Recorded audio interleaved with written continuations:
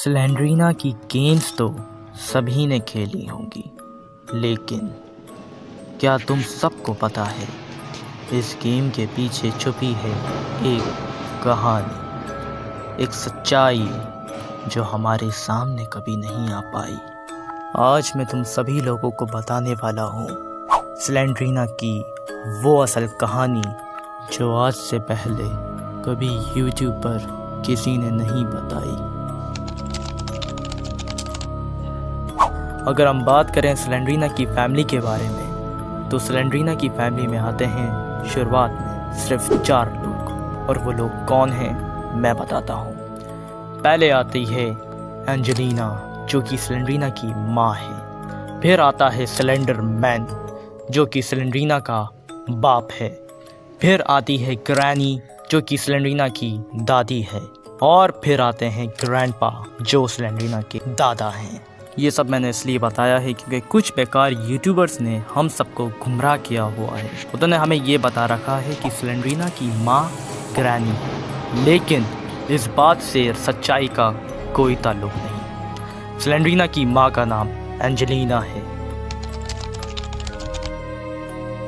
अब आते हैं सीधा स्लेंड्रीना की बैक स्टोरी पर। तो ये बात स्टार्ट होती है एंजेलिना से। जब एंजेलिना ने ग्रैंडपा और ग्रैनी को ज़ॉम्बी में तब्दील कर दिया था, तो स्लेंडर मैन और एंजेलिना स्लेंड्रीना को अपने साथ लेकर वहाँ से निकल गए थे।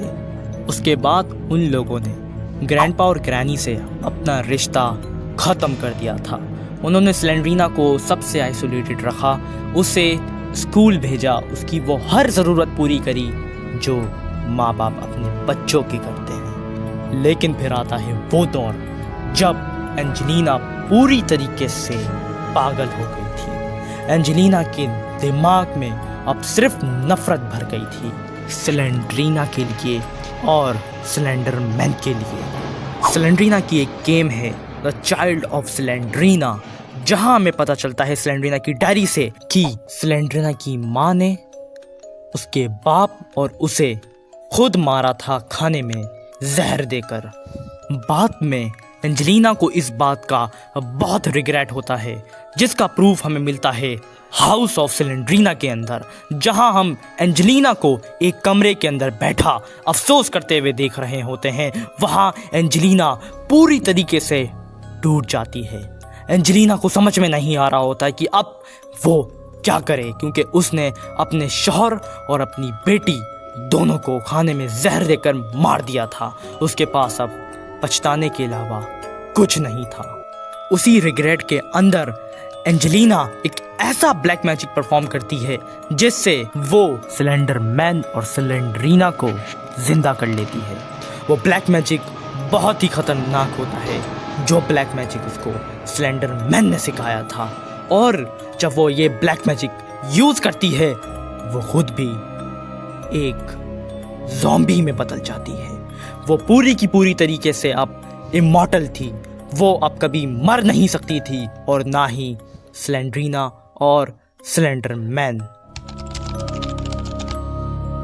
इसके बाद हम बात करते हैं स्लेंड्रीना के बच्चे की। बहुत से लोग अब सवाल करेंगे कि स्लेंड्रीना का तो एक बच्चा भी था। तो एग्जैक्टली वो बच्चा था, और उस बच्चे की पैदाइश होती है असाइलम में, यानी स्लेंड्रीना द असाइलम के अंदर। हमें उस बच्चे का पहला लुक मिलता है, और वो बच्चा ये होता है। इस बच्चे का जेंडर हमें सही तरीके से कभी भी बताया नहीं गया, लेकिन इसे एक जगह फीमेल अज्यूम करवाया गया है, तो हम इसे फीमेल ही कहेंगे। इसके बाद हम बात करेंगे स्लेंड्रीना द फॉरेस्ट की। एक शख्स को जब पता चलता है कि इस फॉरेस्ट के अंदर कुछ गड़बड़ी चल रही है, तो वो फैसला करता है कि इस फॉरेस्ट के अंदर वो जाकर खुद देखने वाला है। जब वो इस फॉरेस्ट के अंदर जाता है, तो वहाँ उसे एंजेलिना मिलती है और स्लेंड्रीना भी। वो बहुत ज़्यादा परेशान हो जाता है। उसे एक घर के बीच में एक ताबूत मिलता है। वो जब उस ताबूत को खोलने की कोशिश करता है, तो उसे पता चलता है कि यहाँ पर 7 चाबियों की ज़रूरत है। वो जैसे तैसे करके वहाँ पर 7 चाबियाँ जमा कर लेता है। वो जैसे ही उस ताबूत को खोलता है, वो शॉक्ड हो जाता है पूरी तरीके से, क्योंकि उस ताबूत के अंदर एक ड्रैकुला था जिसका नाम था नॉसफेराटू। अब बहुत सारे लोग बोलेंगे कि ये नॉस्फेराटू है कौन।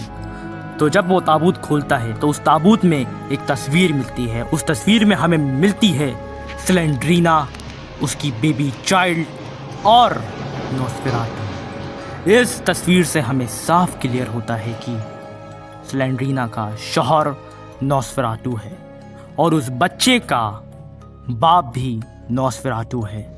तो इस गेम से हमें साफ पता चल जाता है कि नॉस्फेराटू स्लेंड्रीना का शौहर है और उसका बच्चा वही बच्चा है जिसे हमने असाइलम में देखा था।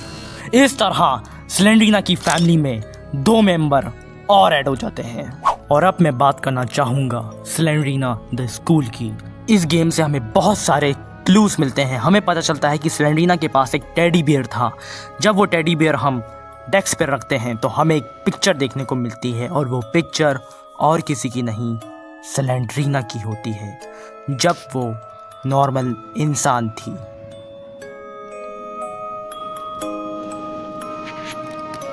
और अब मैं बात करूंगा स्लेंड्रीना एक्स की। स्लेंड्रीना द फॉरेस्ट के अंदर जिस बंदे ने नॉस्फेराटू के कॉफिन को खोला था, उस बंदे को नॉस्फेराटू ने पकड़ लिया और फिर नॉस्फेराटू ने उस बंदे को अपने कैसल के अंदर बंद कर दिया। स्लेंड्रीना द एक्स की स्टार्टिंग के अंदर हमें पता चलता है कि हम बंद हैं एक तहखाने के अंदर। जब हम उस तहखाने के दरवाजे को तोड़कर बाहर निकलते हैं तो हमें एक बहुत बड़ा कासल देखने को मिलता है। वो कासल और किसी का नहीं नॉस्फेराटू का होता है। हमारा वहां सामना होता है स्लेंड्रीना से और उसके शौहर नॉस्फेराटू से। और वहां पर 2 स्पाइडर भी होती हैं जो हमारा पूरे गेम में पीछा करती हैं। वो बंदा ये सब चीज़ें देखकर बहुत डर जाता है। वो बंदा इस कैसल से अब बाहर निकलने की करता है, मगर उसे समझ में नहीं आता कि इस कैसल से बाहर कैसे निकला जाए।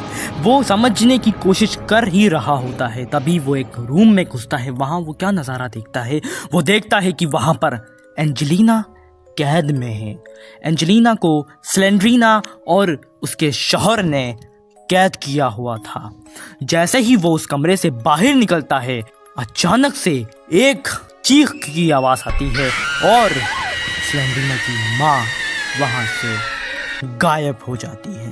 फिर वो बंदा उस कैसल की सभी पजल्स को सॉल्व करने के बाद नॉस्फेराटू को मार डालता है और फिर वो वहाँ एक स्पाइडर को भी मार देता है। यहाँ पर उसे पता चलता है कि स्लेंड्रीना को एक डायरी में कैद किया जा सकता है।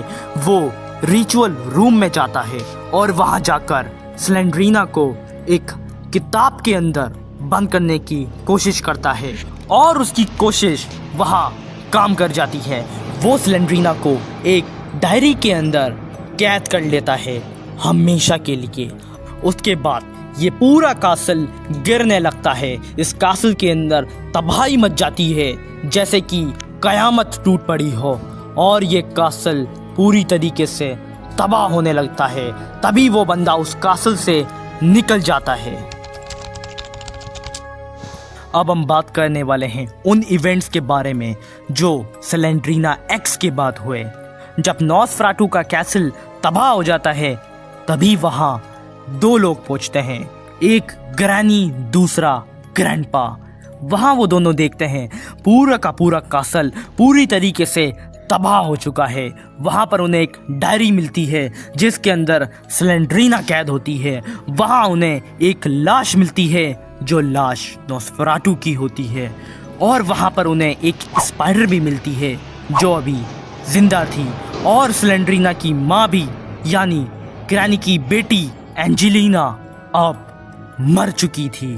ग्रैनी और ग्रैंडपा ये देख बहुत शॉक्ड हो जाते हैं। वो वहाँ से एंजेलिना की बॉडी, नॉस्फेराटू की बॉडी और स्लेंड्रीना जो कैद थी डायरी के अंदर, उसे लेकर वहाँ से निकल पड़ते हैं। और उनके साथ में अगर कोई जिंदा था तो वो थी वो स्पाइडर, जैसे हमने ग्रैनी 1 में देखा था, जिसे बाद में रिप्लेस कर दिया गया एक दूसरी स्पाइडर से। नॉस्फेराटू अब जिंदा नहीं है, इसका हमें खुला सबूत मिलता है ग्रैनी चैप्टर 2 में, जहां हमें एक डिब्बे के अंदर नोस्फेराटू की डेड बॉडी मिलती है। स्लेंड्रीना के बच्चे को ग्रैनी और ग्रैंडपा ने अडॉप्ट कर लिया था और वो उसका भरपूर ध्यान रखते थे, जो हमने ग्रैनी चैप्टर 2 में भी देखा था। और आखिर के अंदर अगर मैं बात करूं स्लेंड्रीना की माँ यानी एंजेलिना की, वीडियो की स्टार्टिंग के अंदर मैंने बताया था कि वो इमॉर्टल हो चुकी है, तो ये बात सच थी। इसका मतलब स्लेंड्रीना की माँ अभी भी जिंदा थी, लेकिन एक दूसरे तरीके से। और वो तरीका हमें ग्रैनी 1 में दिखता है। जब हम स्लेंड्रीना की डायरी उसकी माँ की लाश के सामने रखते हैं तो वो रेंगती हुई बाहर आती है और बाहर आकर एक की गिराती है, जिस की को यूज करके हम नीचे टनल्स में जाते हैं। तो वहाँ हमें स्पाइडर सेलर्स देखने को मिलते हैं और उन स्पाइडर सेलर्स के अंदर होती है स्पाइडर एंजेलिना। एंजेलिना को ये हमेशा से ही पता था कि उसके साथ बाद में कुछ बुरा हो सकता है, तो उसने खुद के लिए ये प्लान रेडी कर लिया था शुरुआत से ही। हमने फर्स्ट टाइम स्पाइडर एंजेलिना को हाउस ऑफ द स्लेंड्रीना के अंदर देखा था। वहाँ से ही एंजेलिना ने इमॉर्टैलिटी की शुरुआत कर दी थी। लेकिन एंजेलिना ने जो सब किया अब उसका कोई फायदा नहीं, क्योंकि अब एंजेलिना पूरी की पूरी तरीके से ग्रैनी के कंट्रोल में है। वो इस वक्त ग्रैनी के घर में बंद है और वो कुछ नहीं कर सकती। और यहाँ अंत होता है स्लेंड्रीना की फैमिली का।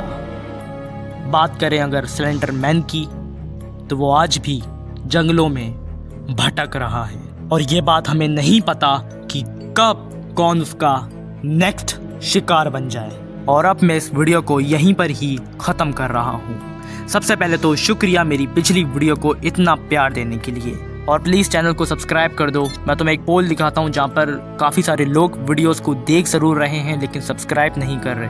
प्लीज़ सब्सक्राइब करो चैनल को। कमेंट्स में मुझे बताओ कि नेक्स्ट स्टोरी तुम्हें किस पर चाहिए। और अब मैं चलता हूँ। Peace out.